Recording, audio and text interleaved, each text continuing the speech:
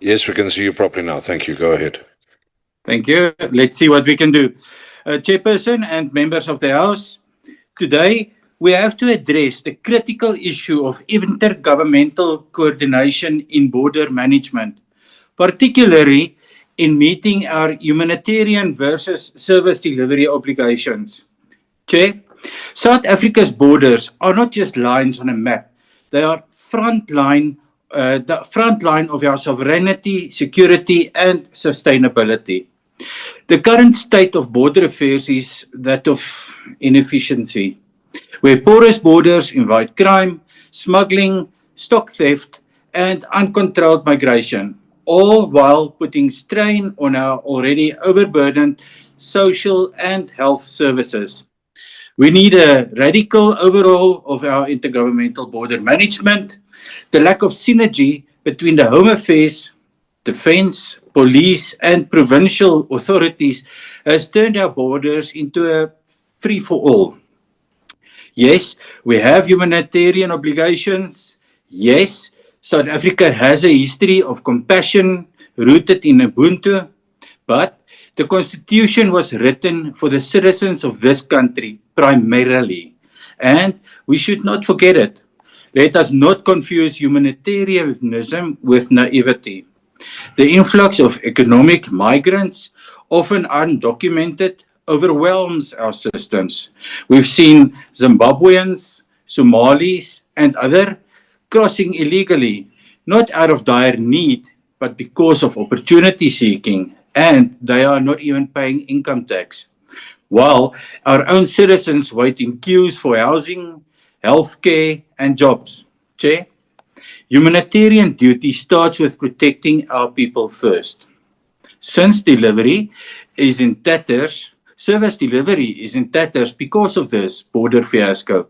Our hospitals, schools, and welfare systems are stretched thin, with resources diverted to millions of irregular migrants in the major cities and towns.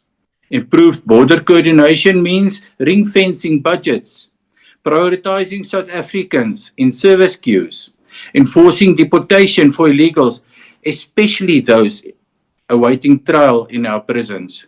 We must invest in border infrastructure to stem the tide. This isn't xenophobia, it's physical responsibility. Chairman, the dangers go far beyond human migration. The ongoing foot and mouth disease crisis declared as a national disaster in February 2026 underscores the deadly risks of uncontrolled border crossings of animals. This highly contagious viral disease has swept across all 9 provinces, devastating livestock with painful blisters, reduced yields, young animal deaths, and mass culling to contain it. The economic fallout is catastrophic, with trade bans and severe hits to food security. Informal livestock trade, smuggling, and porous borders allow the virus to jump regions and countries rapidly. Lax enforcement of movement controls and traceability has let this transborder threat explode into our worst ever FMD outbreak.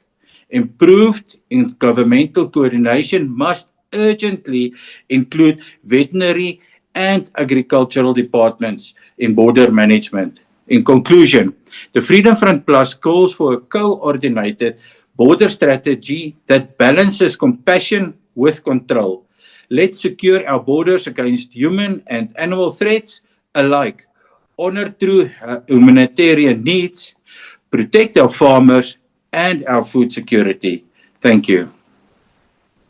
Thank you very much, Honourable van den Berg. Honourable delegates, the next speaker at the